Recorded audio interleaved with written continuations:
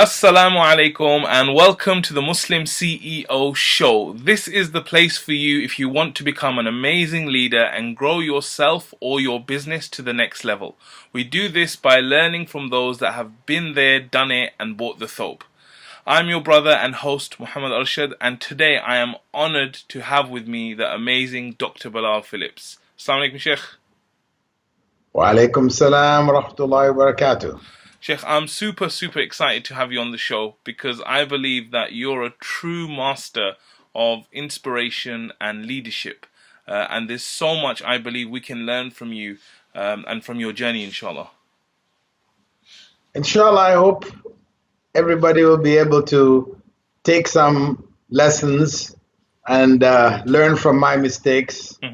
And, whatever I did right that was beneficial, that they would be able to take that home. Inshallah. So Sheikh, I just want to give a very quick introduction. I really believe that you're one of those people. I'm sure that Muslims around the world, like almost all the Muslims, will see your face and they'll recognize you. But just to give a quick overview, so Dr. Bilal Phillips is a Jamaican-Canadian Islamic scholar. He accepted Islam in the 70s. That's like the 1970s, mashallah, right?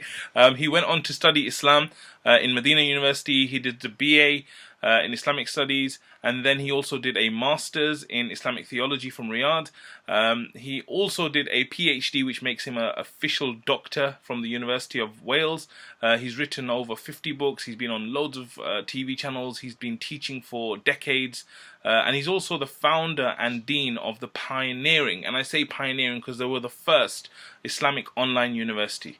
So, Sheikh, Jazakallah khair for joining me today. I'm really excited, like I said, to have you on board because I think you've had such a long journey, and what I'm hoping is to share a lot of the wisdom that you have, because there's a big difference between knowledge and wisdom, and I'm hoping that we're going to extract lots of wisdom from you. But the first question I want to ask you, Sheikh, which we didn't tell you, it's like a private question, we just kind of pounce it on you, right, is what was 10-year-old Bilal like? Well, 10-year-old Bilal was a non-Muslim kid. Okay. Who had just migrated to Canada from Jamaica with his parents, going to high school in Toronto with a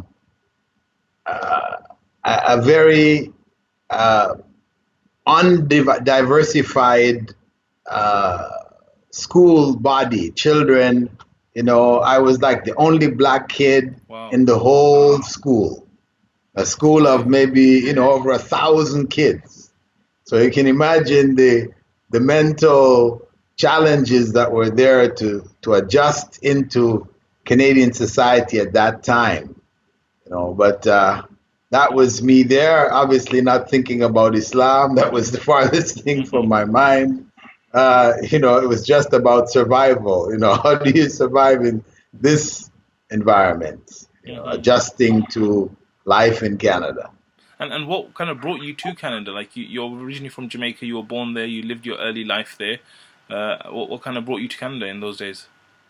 My parents, they were studying in university in Toronto, University of Toronto. Both of them were studying, doing their higher degrees. And they brought me, my brother and sister, along with me, to Canada with them. They had made the intention of hijrah, basically. That was their hijrah. Yeah. Okay. And what was life like for you, Sheikh? Because this is the early 70s. Like you said, it wasn't a very diverse community. Like being a teenager in Canada, what was it like? Very different to today, I suppose. Well, don't connect the two.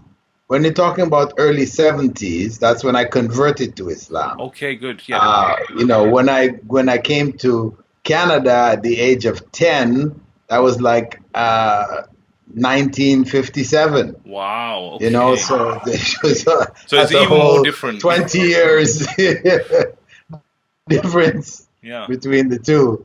So what was Canada like in that time? Because there's a lot of Muslims in Toronto now. What was it like at that time?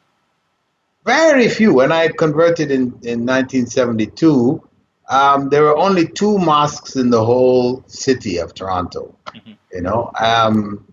Muslims were small numbers. The major mosque, which is called Bousted Avenue Mosque, we used to that mosque was actually controlled by Guyanese immigrants, who were Muslim in culture, and who had the mosque as a cultural club, where they had keys to the mosque, and if you were not a part of that culture, then you didn't get a key. So, so those were the days where you would come and knock on the door of the mosque and nobody opened it. You didn't come in the set times that they've fixed, so that was a whole challenge, in those days. But alhamdulillah, I learned from the people around me who were themselves immigrants, either from Pakistan or India, Bangladesh, Egypt, Morocco. This was the community, was a mix of people from North Africa as well as from Indo-Pakistan subcontinent. Yeah. So, Sheikh, what kind of sparked your interest in Islam? Because you said there weren't that many Muslims at that time. Like you said, this was the late 60s, maybe early 70s when you started getting interested. What kind of sparked it? How did you kind of get to that position? Well, what happened is that I was in Toronto at that time, but 1972, university student, disgruntled with the status quo, where Canada was providing napalm bombs for America to drop on the Vietnamese. Right. There was a student rebellion against this arrangement with the U.S. I had gone into communism, at that time it was ripe for communist ideas to spread. There had been an earlier communist influx way back in the 30s and all this, but this was a new time where the communist ideas were absorbed by the Black Power movement in the U.S., and its effects in Canada, on a weaker level. So I was caught up in that communist thought, communist party or communist movement, and looking to change the world. Wanting to change the world, to make it a better place for human beings. This was what communism promised, and that's what I bought into. But after being in that movement for some years, I came to understand, from studying the history and all these other things, that it really wasn't the answer. Communism couldn't compete with capitalism. When it came down on an economic level, and if it was so good, why couldn't it compete? Why couldn't it meet the challenges and surpass? China today has done that. They've met the challenges, but they're not communism anymore. That's after they left communism and absorbed and adopted, capitalist ideas, that they were able to compete. So there was obviously something fundamentally wrong with communist ideology. There was something, not right. Something needed to be corrected, and reality is that, of course, communism was purely an economic kind of rationale, whereas human beings are more than just economics. It's not just about empty stomachs and full stomachs struggling with each other. There is something beyond that. There will always be empty and full, no matter what system that you set up.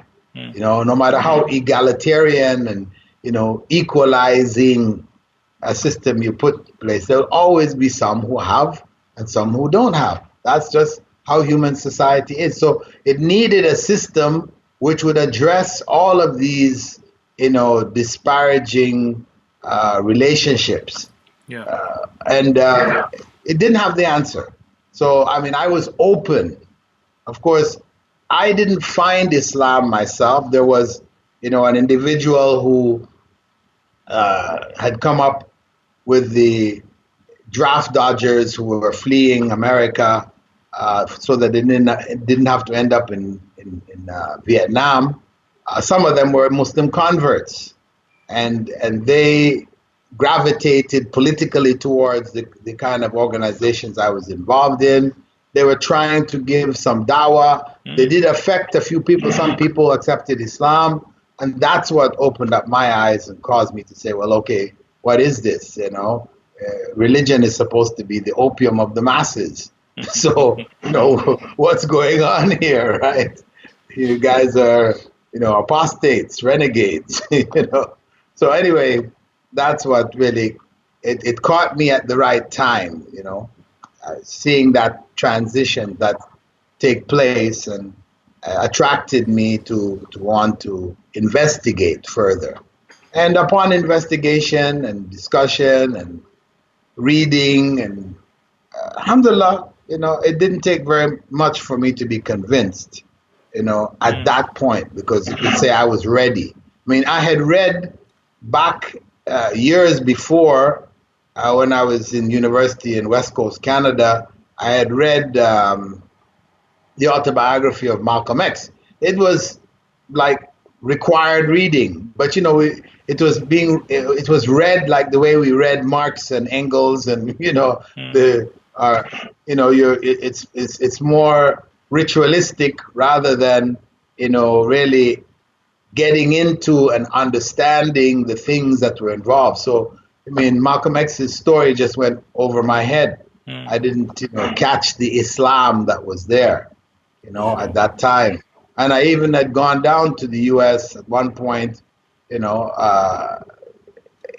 visited some of the local mosques, which were called temples. This was really the Elijah Muhammad movement, right?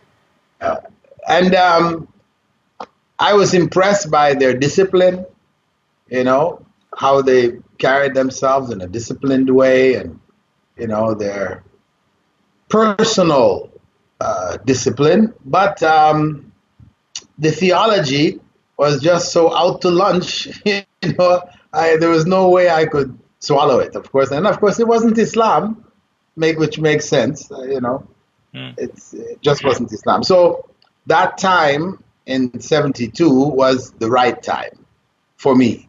And Allah brought it, to me. And alhamdulillah, I was able to accept it. Alhamdulillah. Amazing. Like, if you just think about the time that you were living in, it was an amazing time, I think. Sheikh, I wanted to ask you, like, how do you make the decision to go from someone who's just kind of accepted Islam, and then a lot of people stop there. They accept Islam and they just kind of take a break and they just live their life. But you decided to like go down this education path, right? Like, why did you decide like to go across the world and to a country like you've never been? Like, what was the thinking and the motivations for you to seek that knowledge and actually do more than just be a Muslim in everyday life? Necessity is the mother of invention. Okay. After I had accepted Islam in Toronto, trying to learn what Islam I could there, realizing that the immigrant Muslims, they were not scholars, they were just average everyday Muslims with whatever level of understanding they had from their cultural Islamic experience. That left me, and the others. And I should mention here that the brother who had the greatest effect for me to come into Islam from was Dr. Abdullah Hakim Quick, right? Wow, okay. He was the one who had come up from the US, along with others, and was giving the dawah, so you could say, I accepted Islam from him. Wow. at his hand, inshallah. But as I was saying, he and I, we were, he had a studious background himself, and he had we were looking, trying to find some knowledge, and we just couldn't find anything. We were getting a lot of garbled understandings from the various cultures of the people around us. I went off with Jamaat Tabligh to the UK. I was told at the time that there were over 50 mosques in the UK, and that was like amazing. Why? UK 50 mosques, and in every mosque there was a Maulana who is ready to teach you. So I said, okay, this is where I need to be. I need to understand this thing from the source, from a scholarship level, not from the common masses who would be telling me contradictory things. So I went to the UK. I spent the 4 months, the full Monty, as they say, right, of Jamaat Tabligh. I did it the 4 months, and I went to all the masjids, well, it's not all 50, but the major ones in Birmingham, in London, in Sheffield, and the major cities. I went and I sat with the local imam, who was a Maulana, and I had my notebooks with me, and I just took notes. I asked them questions, they answered the questions, and I made my notes. And I built my basic, you could say, first level scholarly understanding from that 4-month experience. After coming back, I shared that with the others, what I had learned.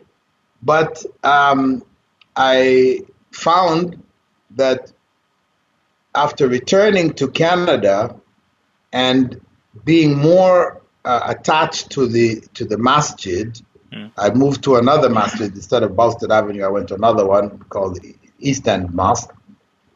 And the imam there was Egyptian. And he was now teaching from Fiqh Sunnah, which is a kind of a although people say it's Shafi'i, it maybe leans towards Shafi'i madhab, but it brought the evidences and gave different views. So after coming out of the Jamaat experience as a Hanafi, because I was also told I needed to choose a madhab, right? Because as a Muslim, you must follow one of the 4. That's how it was taught. So, it was presented that Abu Hanifa was the first of the great imams, and the Hanafi Hanafi madhab was the most widely followed.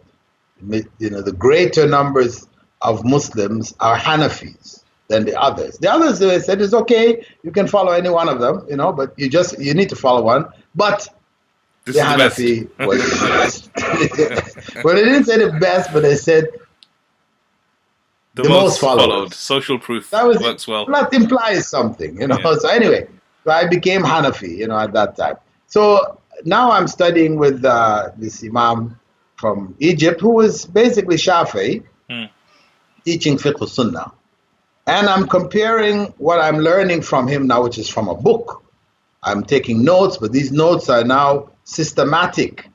Although I compared them with what I had gotten in the 4 months there in England, then I started to see certain issues come up where the idea that all the 4 madhabs were the same, they were equal, they're all correct, you just needed to follow one. I found places where that just didn't work. Because, on a most basic level, where the Hanafi school, what I learned from England, said that if you accidentally touch a woman, your wudu is not broken. But the Shafi'i school said that if you did touch a woman, your wudu is broken. Now, how can both of these be correct at the same time? Not possible. So this was contradictory differences. Variational differences I could understand. Prophet ﷺ did this at one time, did that at another time. That's okay. But contradictory differences, that didn't work. So I realized it was necessary for me to go elsewhere.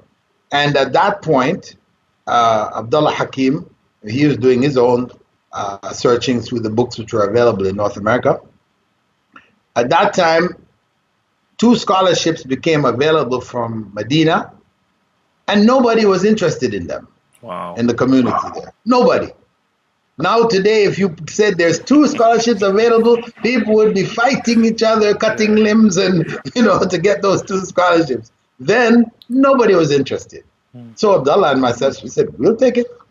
No, people were telling, no, don't go, don't waste your time. You're gonna go study these old books which are covered in dust and yellow papers, and this stuff is just totally irrelevant. You will not be able to live a life after that. You're gonna be unable to sustain your own families and this kind of thing.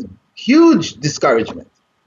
But we were both committed. We understood that we had to go.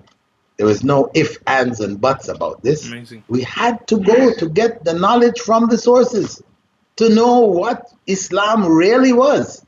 Because if we were left to just go with whatever, our cultural Muslim compatriots, was going to tell us, we'll be here, there, up, down, left, right, all over the place. It would just be chaos for us. So we understood there was no other option. We needed to go. So that necessity invented Abdullah Hakim Quick and myself. Amazing, mashallah.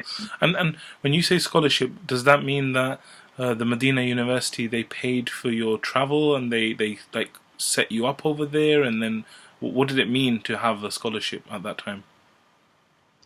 Well, at this time, what you just said, it meant. But at that time, it meant a ticket over there. And if you lived on the university campus, then it meant food and a stipend, and you were taken care of. But we brought families. Oh, wow, okay. And we couldn't, live on campus. We lived on campus until our families came. That was for maybe about 4 or 5 months. Our families came. Right. Sheikh bin Baz approved for us to bring our families, and we brought them. So we had to go into the city, and they didn't give us extra money as married with family. We had to go with the same thing that those on campus did. So it meant we had to struggle now to survive in that circumstance. But it was a scholarship nonetheless. It didn't cost us anything to study in the university, but to live there as a family in the city, it was tough. We went through quite rough times, Even on campus in those days, though they had just built some new buildings for housing for the students, etc. When we went there, we went into the old buildings, which were quite primitive. I mean, when I describe this to people, they're just shocked. But I won't go into all those details here. But it was just enough to say it was very primitive in those days. So, Sheikh, when you go through something like that, where you're trying to do the right thing, you're trying to do something good for yourself and for benefit of others, and then you end up in a situation where you're struggling and it's tough and your family, and how do you get through a situation like that, especially when you're much younger as well? Well, we sat together. We used to get together and discuss our issues and our problems. And, we agreed that this is how we would do it. We were at that time basically 4 of us from the West. There are a couple of German brothers, but their situation was more taken care of in that, they're white, German, European who came. So people were more ready to accept the responsibility of ensuring that their presence there was comfortable. Yeah. So they provided special housing and stuff for them with their families. Whereas us coming from North America, we're Afro-Americans, Afro-Canadian. We look like the other Africans that are coming over, and they survive, however they do it. So we were just sort of expected to survive similarly. Of course, for us, it was a struggle. But alhamdulillah, we did get some help, came out through the group. We came together. There was, I said, 4 of us, myself, Abdullah Hakim Quick, a brother Mus'ab from Trinidad, and another brother from Philadelphia, brother Nafia Mohammad, who was imam of a community there. He had some contacts in Saudi Arabia because he was there in Philadelphia where a lot of Arabs and that came through, some from Saudi Arabia or connected with Saudi Arabia came through. So he had some contacts. He was able to contact them, and we got some help with our housing situation. So by banding together, encouraging each other when we were low, whatever, we said we'd sit and discuss these things. When we felt like dropping out, quitting, and all these things, we'd get together, share the ideas, knock it around amongst ourselves, and basically this camaraderie, we're able to keep each other motivated. Remember, what did we come for? Stay focused on the goal. This other stuff is trials, which all the scholars, everybody of the past, they had to sacrifice to get this knowledge. So this is the sacrifice that we have to pay. We just have to, roll with the punches, as they say, or ride the waves. There are good times, bad times. So we just had to work out strategies to be able to survive that period of study. And alhamdulillah, they worked. All 4 of us basically completed our studies, mashallah. And I've gone back to the West. Everybody else, myself, I stayed over the East, and contributed to the various communities that they were connected with. So Sheikh, tell me a little bit about like the inspirational people that you came into contact with and you studied with, and the teachers and the leaders, and who were some of the great people that really changed who you were, and what was it about them that really impressed you and that you learned from? Well, I would say, the top 2 amongst the list really were Sheikh Nasruddin al-Albani and his approach to the hadith being the most important element for reforming the ummah. That we need to get back to the hadith, because the problem was people had gotten away from hadith into culture, into scholastic fiqh, which had lost its connection and became something else, which was not intended, which led to the split up of the madhabs and the differences which occurred. And the only way to remove all of that was basically to get back to the sources, and the source was the Quran and the Hadith. So the Quran everybody agreed on, and basically people would always refer to Quran. But Hadith, this was the area which was somewhat cloudy.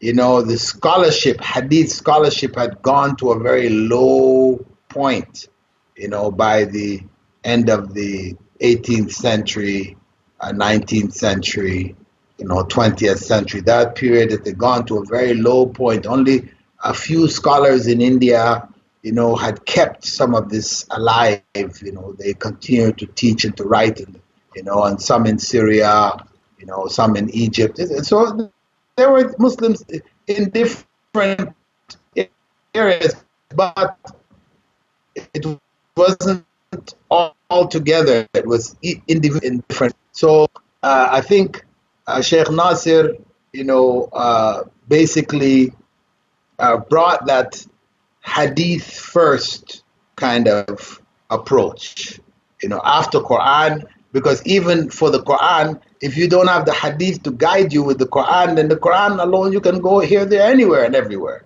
right? Hadith was the means of putting the Quranic message in its proper context, because that's the Prophet ﷺ living the Quran, he was the living version.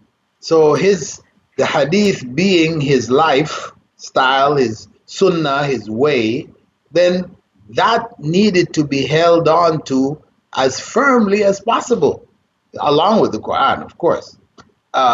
So he brought that element and pushed that element. There were others, around that time, at the same time, but he became I think the most notable, especially because of his writings.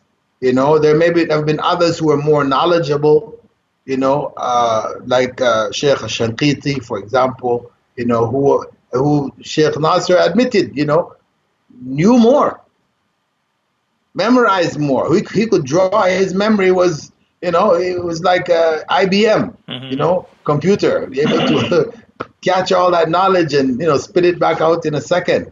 But he didn't write. So if you look to see where the writings of, Sheikh Mohammad Al-Shanqiti, where are his writings, you hardly find anything. He is like Ahmed ibn Hanbal, didn't write. His son wrote and others wrote, but he didn't write. But it didn't make him a lesser scholar than Imam Shafi'i or Imam Malik, etc.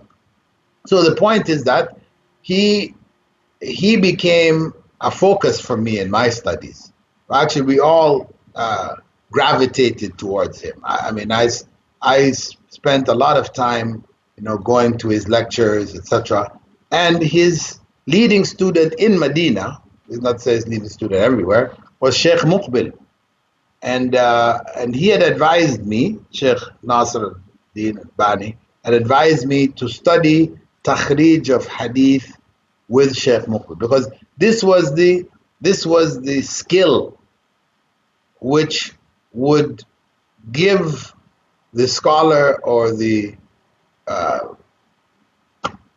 student of knowledge the means to distinguish between the authentic and the inauthentic, because Quran, we didn't have any issue about inauthentic, but the Sunnah, there is this issue of weak hadith, fabricated hadith, etc., etc. So that was the tool that was necessary to have been mastered and understood, to be able to make that distinction. So I studied, with Sheikh Muqbil in his home, takhrij al-hadith and so and so, So he was also, I used to attend his khutbah, because Sheikh Nasir by that time, came on occasions. He came on the Hajj, he came during Ramadan, so he was not there all the time. He had been a teacher in Medina, but by the time we got there, he had just left and had gone back to Jordan, actually. Instead of Syria, had gone to Jordan. So you could say that Sheikh Muqbil, he was there all the time. He was the Imam. He would lead the khutbah. He'd give the khutbah of Jummah and so and so in the what was referred to as the Harra Asharqiyya. This was the area outside of Medina where many of his students, Sheikh Nasr's students, gathered and studied. And Sheikh Muqbil was sort of the leading student there. So I used to go to his khutbahs regularly and listen to him. So he was an example of khataba. He was very powerful khatib. Sheikh Nasr, he was the scholar who will give you the explanation and so and so. But Sheikh Muqbil was a fiery khatib. So he was. I could say he became an example to me, of how to put ideas together, and deliver it in a way which would, reach the people. Sheikh bin Baz, was, of course, amazing. Here was a man blind, who had reached this status of, he was the head of the university when I had gotten there. He was the head, mudir, or president of the university. And, he would regularly give khutbas or lectures in the masjid of Medina. He didn't keep himself away from the students. People would always be pouring into his office. He wasn't one to have a lot of blocks.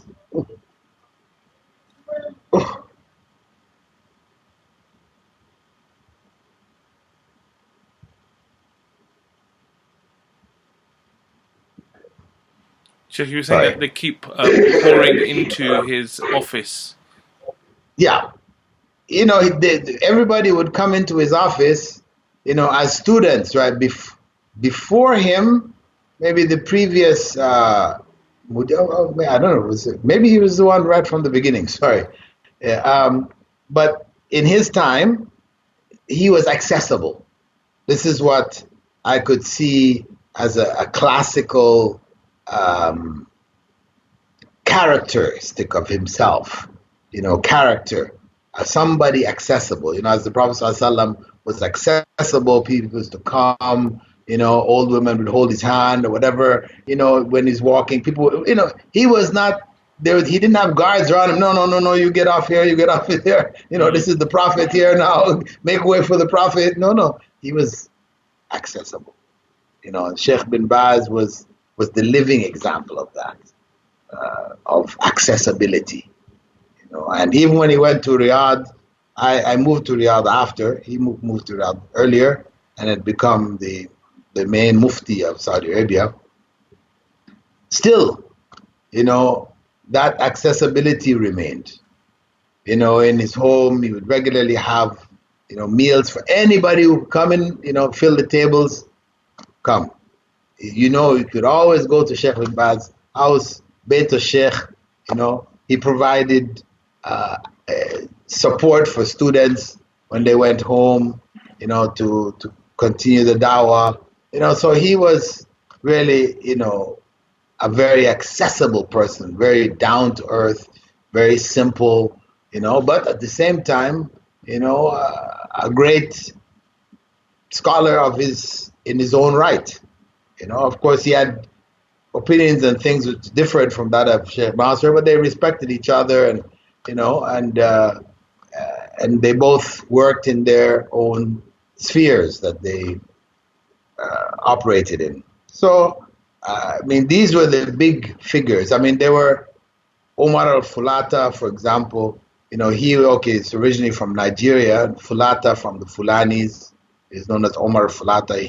He was, giving lectures in the Medina Mosque, but he was a lecturer in the university itself. One of the leading scholars of that time. There was Abu Bakr al-Jazairi, also, who I became quite close with. I sat and listened under his lectures, etc. These were you could say, probably the biggest figures that, I learned from. Amazing. I can say that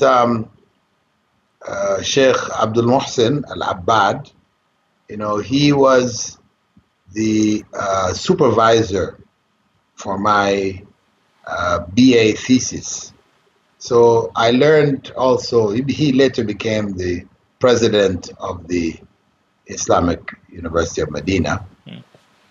But I learned from him, and I learned how to be patient, because I remember in the first class that I took in Aqidah in the university, he was the person who taught Aqidah. Mm-hmm. And I asked questions which were questions based on what Westerners, how Westerners thought, the type of questions that they would ask, because I'm trying to learn from him how to handle Western thought. I'm going back to the West. So it's not enough for me to understand how you would answer a Muslim this question, or somebody from the East, but how you would answer the question of a Westerner.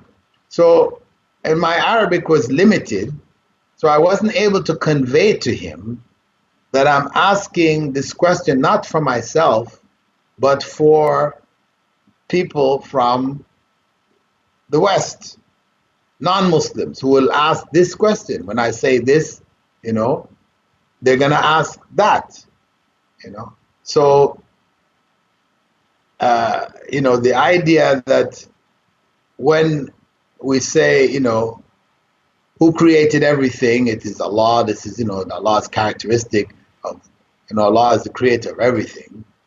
And then the question that comes after that, and even children will ask this question, so who created Allah? So, so when I raised this question in the Aqidah class, he actually said, you have become a disbeliever. Okay. Kafar. Wow. That question was a question of kufr. Of course it was like a boom in the head, wow, but, I had to be patient with it and to try to go back to him after class and sit with him and explain to him, where I was coming from, but I had to learn to take that. Had I not been able to take that, that would have been the end of my studies right there. Yeah, somebody calls you a kafir because you asked a question, that's it, man. What's the point? But I had to try to figure out and understand, where he was coming from. And obviously I had not effectively conveyed to him, where I was actually coming from. Later on, I became his most popular student for that batch. And he used to welcome my questions because he understood now where I was coming from. And even the other students would be telling me, don't ask so many questions. You're delaying the class and the course, and, but he would encourage me to ask. So, that was a learning point, where I had to adjust and be patient, stay focused. That same point that we always give. Why were we here? We're here to get this knowledge. So it means we have to make the necessary sacrifices to get it. We don't let difficulties which are bound to arise, end up ending our studies. Because many people had come before us, from the people from Americas, from the West, we, Abdullah and myself, were the first two to enter into the college of Medina. Many others had come, but they didn't get farther than the language institute. They couldn't deal with the circumstances, Some of them were walking off the plane, and after they came to the, to the terminal, they wanted to get back on the plane and get out. That was it. So there were many before us, and the students who were there from different parts of Africa and Asia, etc., who were our friends. They would tell us about, there was this guy, he came and he lasted for 10 days. Or that one, he lasted for 2 months. Or this one, he only lasted 1 day. He was back out. Wow. So, we were like the first pioneers. Abdullah and myself and Abdul Muhaymin, and Mus'ab, we were the first. From Europe, the couple of Germans had come, about 3. 2 stayed, 1 dropped out, went back, but 2 stayed and went through their studies also from Europe. They actually preceded us, so we could say, in terms of graduating from Medina, they were the first 2 who were from the West in its totality. We were the first 2, Abdullah and myself, from the Americas, North, South, Central. And you're saying in the history of Medina, like? Yeah, We were the first. Yeah. Amazing. Yeah. Alhamdulillah. I mean, Sheikh, this is like inspiring stuff, and you know, we can only like hear the stories and imagine like the sacrifice, because even now when we go to Medina, it's like it's hot and it's wonderful, and we've got 5-star hotels and we've got food and we've got everything, and it's, you know, even now I hear students from Medina University are saying it's hard. Right? So to imagine what it would have been like 40, 50 years ago, it's insane to even think about it, you know? So very, very inspiring, mashallah. But Sheikh, tell me how, because obviously from then you carried on studying, you carried on learning. Tell me a little bit about how you kind of moved from, you know, that traditional way of learning to becoming like the first place to learn Islam as a university online. Because Islamic Online University, again, another pioneering thing. You were the first guys to do that officially. Like, how did you think, even, because you went through a traditional Islamic education with Medina University, like the internet, how did you think about all of that? Well, you know, I would say that the internet again became an issue of necessity being the mother of invention. You know, after graduating from Medina, doing a master's in Riyadh, which is much more modern, Riyadh University, you know, not King Saud. It was King Saud, sorry, but not Imam Ibn Saud University, because there are two major universities there. Imam Ibn Saud was purely Islamic, whereas King Saud had Islamic section, but had, you know, other areas, engineering, medicine, and all these other things. So that was a more modern university. I became a teacher at that time, you know, in Islamic school there in Riyadh, called Manarat Riyadh Schools. When I finished my PhD in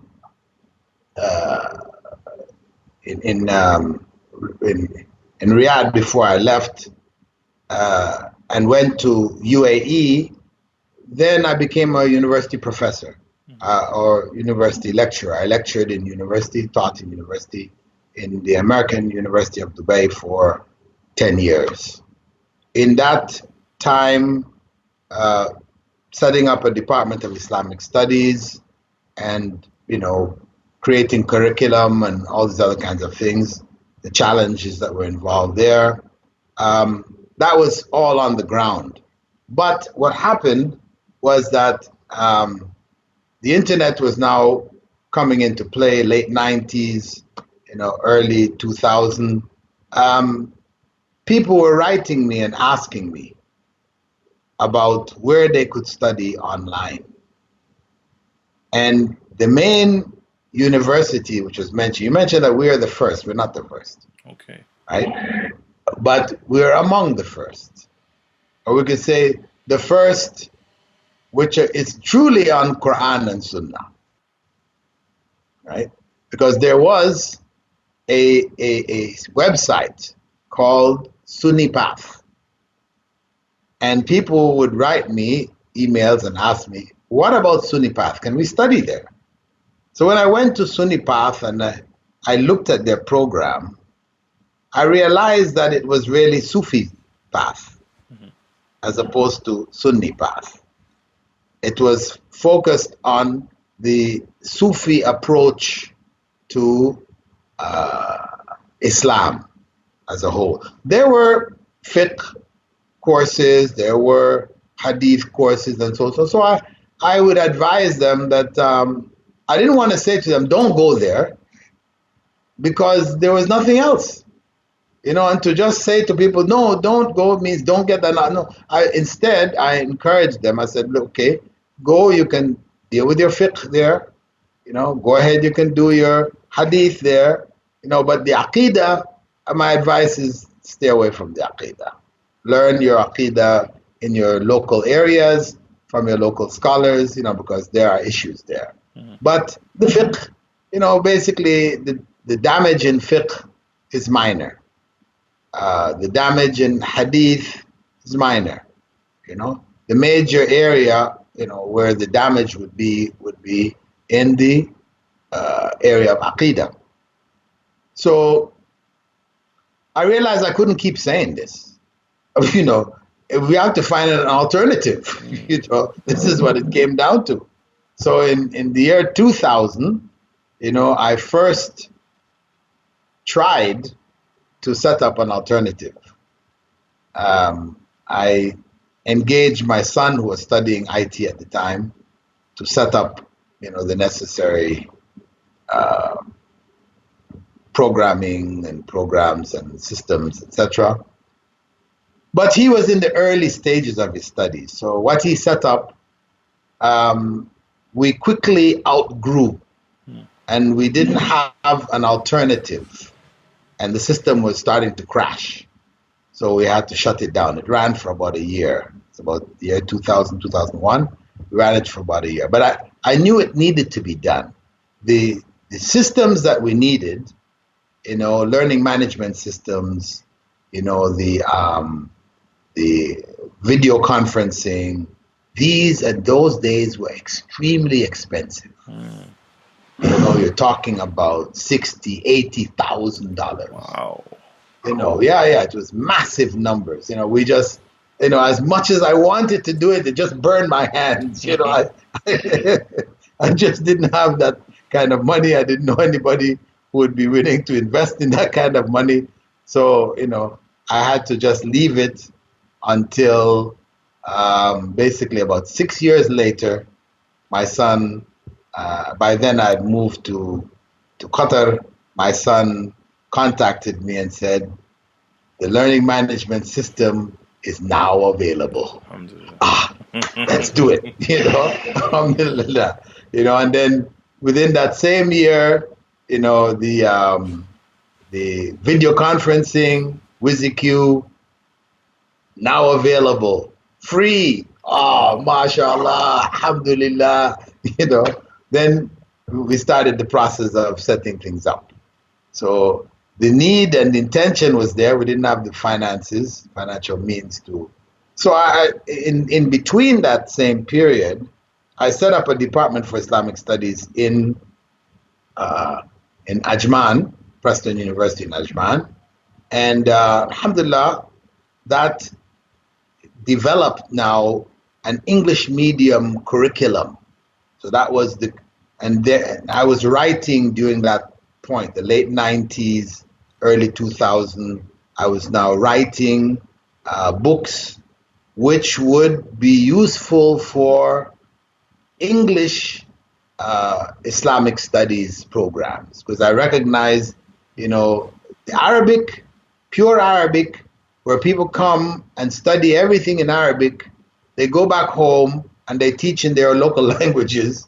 So all that effort made in Arabic becomes lost, When you talk to those people 10 years later, 15 years later, they're struggling to be able to speak the Arabic. And, so I question the amount of time that was being put in. I think the Arabic is critical, but somehow I felt that it was better to put it simultaneously, that you're learning in your local language and you learn Arabic at the same time. So the learning of Arabic doesn't delay your studies, because many people were spending 2 to 3 years studying Arabic. Then they had to do 4 years to do a bachelor, then another, 4 for masters, because in Medina it was like 4, and then a PhD, which would be like 5. Oh, you're going close to 15 years, just to get a PhD, so it's just not practical. So, having taught now in university, I could see, that a Western styled university, the need to, customize and to summarize and to present this material in a more concise way. So that was the learning period for me to prepare for setting up the university online practically. So on the ground, I did as much as I could on the ground, setting up departments. I also started an Islamic studies program in Qatar. By then I'd moved to Qatar.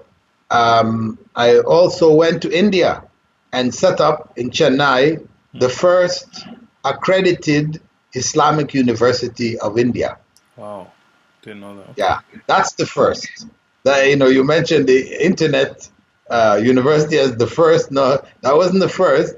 But this one was the first accredited Islamic university in India. It's not the first Islamic university. There are many. In fact, Islamic universities in India, there are thousands. I mean, and Islamic university, just really means high school. In many of these, right? It's not really university. They just use the term, Jamia Islamia. They use that term very loosely. But anyway, the point is that after launching that university in India, and then, wanting to develop, because the idea of that university in India was to develop for India an international Islamic university, like you have in Islamabad, you have it in Kuala Lumpur, you have it in Kampala, Uganda, you have it in Dhaka, Bangladesh, but you don't have it in India. With the largest individual Muslim population of any of these countries, doesn't exist. Aligarh was just a joke. It was not. Although people think of Aligarh Muslim University, it's not Muslim university. Really. Even the founder, he had all kinds of issues in his aqidah, and there are all kinds of issues there. It wasn't, and it isn't. So they needed this. But what I found, after trying to establish that international Islamic university there in Chennai, the authorities understood what I was trying to do. Right. So they made sure it didn't happen. By one, international professors. I was trying to bring them from no visas available. Oh, okay. International students. Students were going to embassies, local Indian embassies in their countries, and the people in the embassies were telling them, that isn't a university. It's fake. So we had these kind of struggles. There was a deliberate attempt to confine the university just to India. So even understanding that, okay, that this is the way it's got to be, I found teachers from different parts of India. I didn't want it to just be a Chennai Islamic University. I wanted it to be at least a national Indian Islamic University. And I also went to all the major cities across the country, Bangalore, Mumbai, Hyderabad, etc., etc. I went to, and I invited students to come. So the student body was a mixture from all over India. So at least, they would get to know each other, and understand the unity of the Ummah, the importance, etc. So I did that. I also launched an Islamic school from kindergarten to grade 12, prepared the staff and the faculty and the administration, etc., from an Islamic perspective, what is required. And, after I reached that point, everything was rolling. Then time for renewal of my visa, and it didn't get renewed. Oh, okay. That was the final straw, final stroke to try to cut it, make it, fail. So I had to go back to Qatar. And alhamdulillah, it was turned over to others, and it's still going. They're still producing hundreds of graduates. Yeah, it's still ongoing, but it didn't reach notoriety. It didn't reach, the rest of the Muslim world. It was just limited. And still students are coming from different parts of India and studying there. But the goal wasn't achieved. I couldn't achieve that goal there. So that's the point at which I decided to go online. Okay. Then I had already decided to go online from back in 2000, but didn't have the means or whatever. When we finally got the means, we started, because 2007, we started the Islamic Online University. As a free diploma, people can come and study anything, courses that we made available to them for free, no charges at all. Wow. So we were there learning from 2007 to 2010, we were learning how to run a university online, right? So 2010, that's when my visa was not renewed from India. That's when I decided to go fully online with the bachelor's program in Islamic Studies. I should say that before that, I started it on the ground in Qatar. Okay. From 2007, basically, when I went online with the free program, on the ground, we did start a bachelor's in Dawah on the ground in Qatar, using the facilities of the Qatar Guest Center. We started it based on the curriculum from the College of Dawah in Durman University in Sudan. I'd gone there. I was made a professor in their teaching staff there, connected to their Department of Dawah, and devised a Dawah program in English, which they needed because their Dawah school was producing graduates who didn't know English, because everything was studied in Arabic.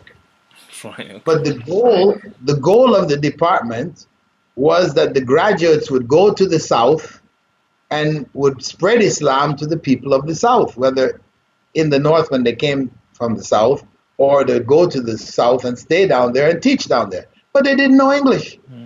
So it was just really an exercise in futility, preaching to the converted, as they say.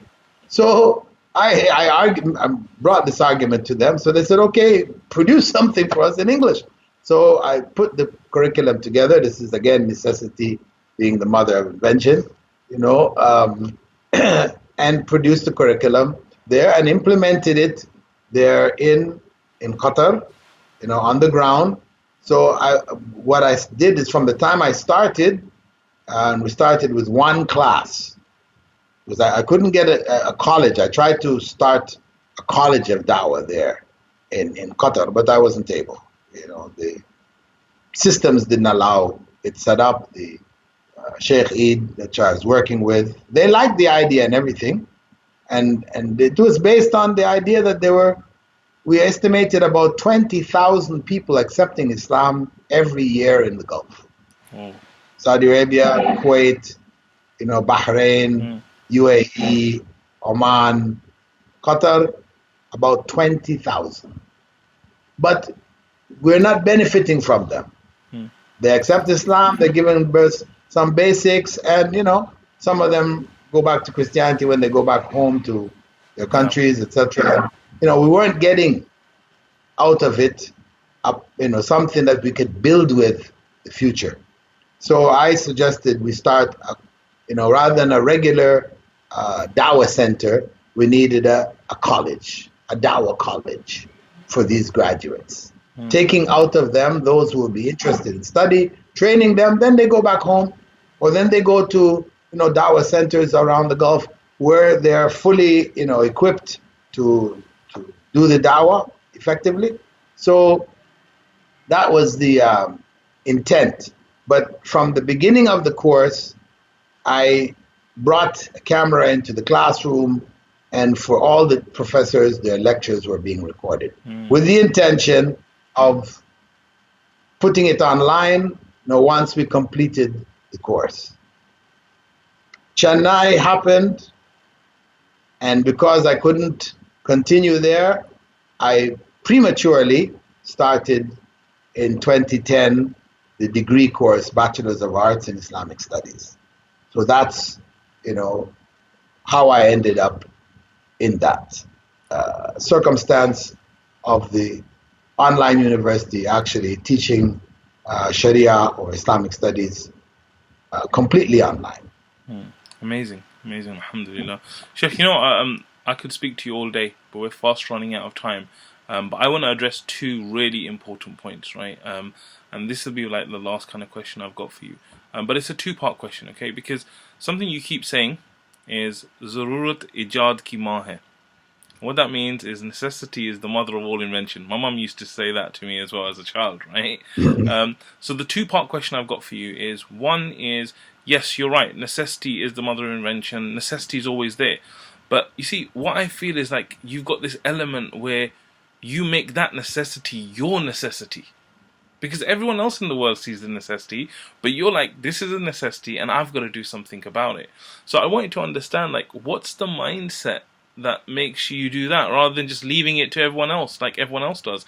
And for me, like, this is the kind of thing that I see when I think about leadership. And so that's one part of the question, really understanding your psychology and your thinking of why do you have to make this your thing as opposed to just letting someone else get on with it. And the second one I wanted to ask you about is just generally around leadership and how, you know, we have kind of, it feels like a contradictory relationship in Islam with leadership, where on one hand we're like, don't go for leadership, don't put yourself forward for leadership, and on the other hand the Prophet is saying every one of you is a leader. So these two things I really want to kind of you to address in the last kind of question and answer. That would be really great. Okay, and I should say that a good bit, maybe about 50% of what you were just saying in the last few minutes, I wasn't able to hear. Okay. The connection somehow got stuck, so I missed out. But I got the gist of what you're getting at. You know, one, why the necessity became a necessity for me personally. Yes. Yeah. And the other one was, what is it again now? About the other one is about the contradiction, leadership. the apparent contradiction. You know, whether we should seek leadership or, as we have been told, we should leadership. You know, so where does whatever leadership things I was involved in fit in with that? Yeah, and it's like trying to educate us. So on I'll take the first one. Yeah, exactly. Educate on us on the sense that, you know, when it comes to leadership, we shouldn't seek leadership. But then the Prophet is telling us, you know, every one of you is a shepherd. So the kind of the oxymoron between the two, I guess.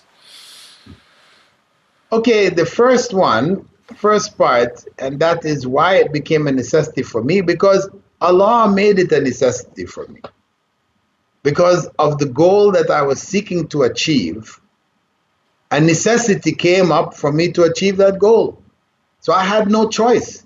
If I didn't take on the demands of this necessity, then the goal which I sought, I wouldn't be able to achieve. So it was relatively simple. It wasn't a matter that there was a necessity out there which was not necessarily connected to me. And then, you know, I took it upon myself. I said, let me go deal with that necessity, and let me go deal with this other one necessity. No.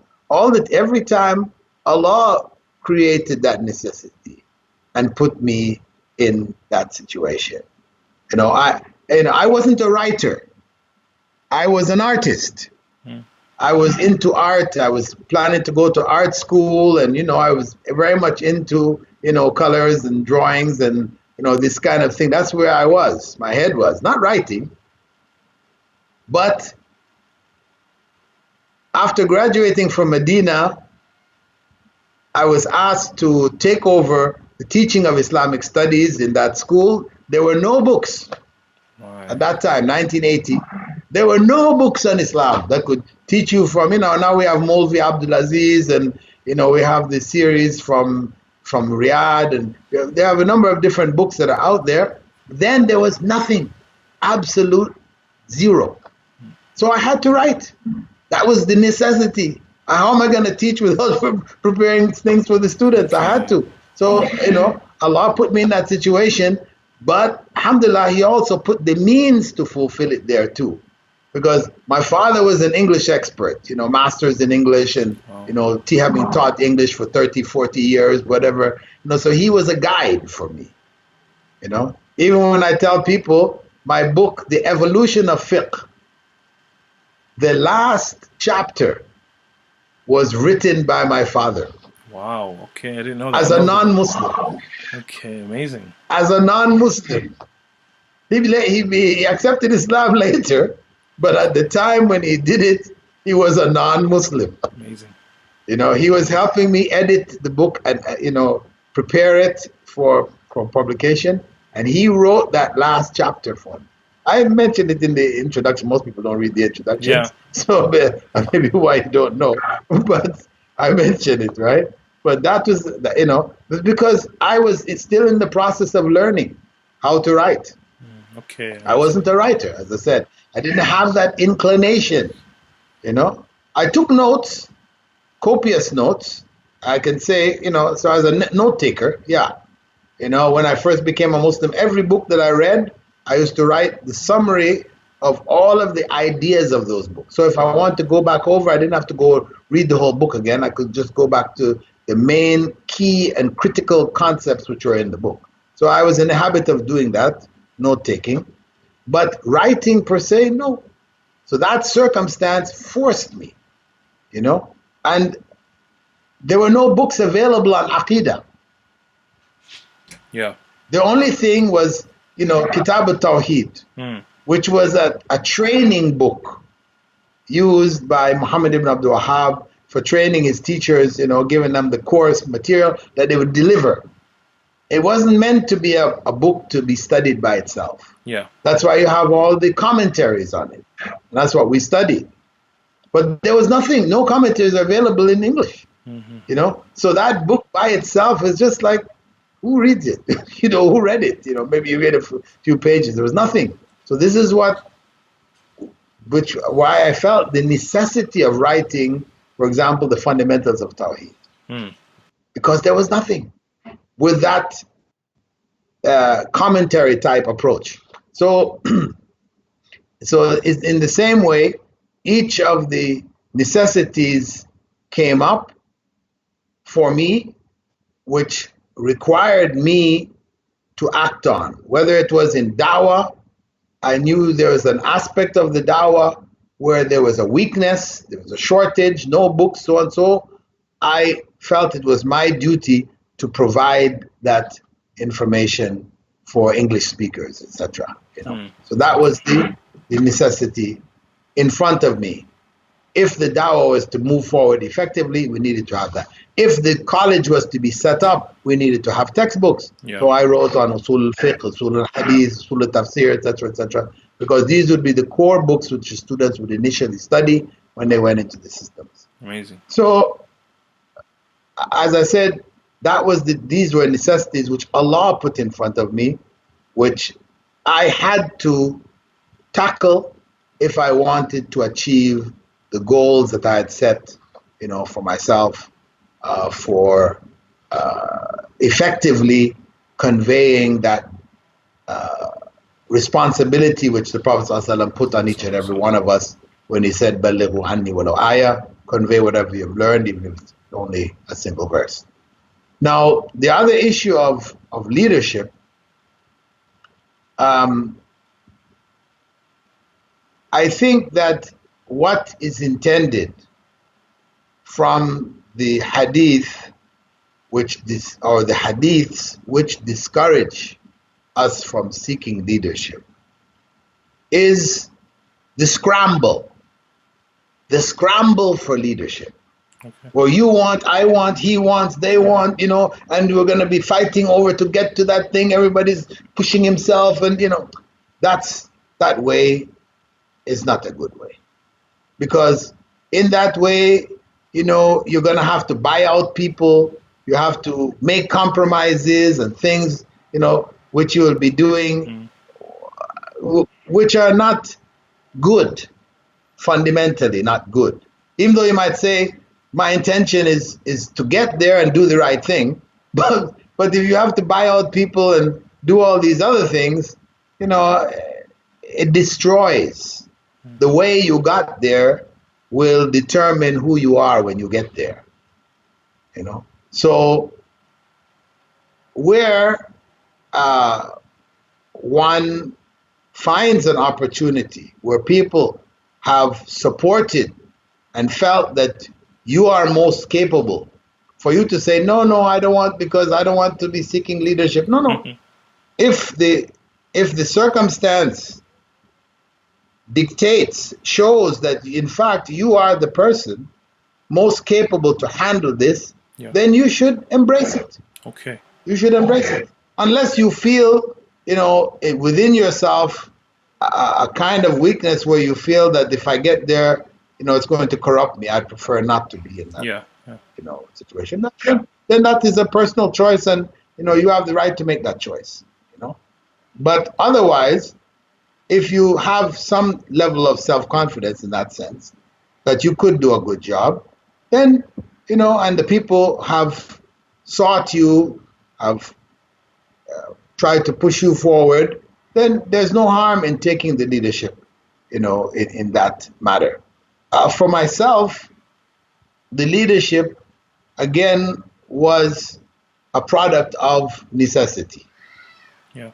If I didn't do it, it wasn't going to get done at that time. Maybe it will be done sometime down the line, but at that time, I needed to do what was necessary to establish the university. And that's how we have, progressed. Looking back in retrospect, we didn't, myself and the team that were with me, we didn't have a plan, a clear plan of university operation with all of its departments, etc., which we followed and just put the blocks in place as things, and circumstances arose, etc. We didn't do that. That's not how it was done. It was more metamorphosing into the various departments as the needs arose, and this is that approach. It means that in the end, you will be a bit confused. Your operation will need fixing. Yeah. Will need tightening up. That's how we grew. Would I do it another way?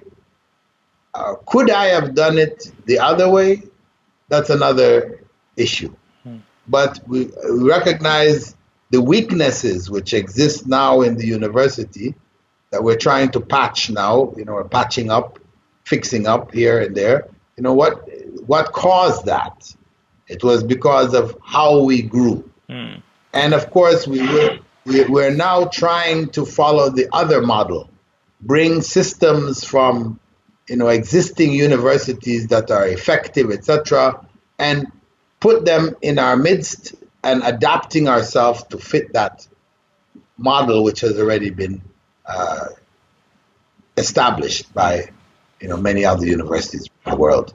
So that's basically where we are now, putting systems in place, filling up all the gaps that exist as a result of our path that we've taken, and still striving for the correct accreditation for the university. We are facing all kinds of challenges because online education in the third world, which is where we operate mostly, is looked down upon.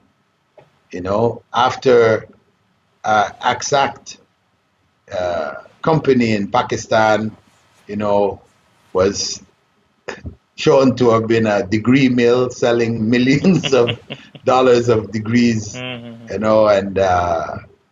then that was online. That was they didn't even have an existence, physical existence. They were completely virtual, fake, totally.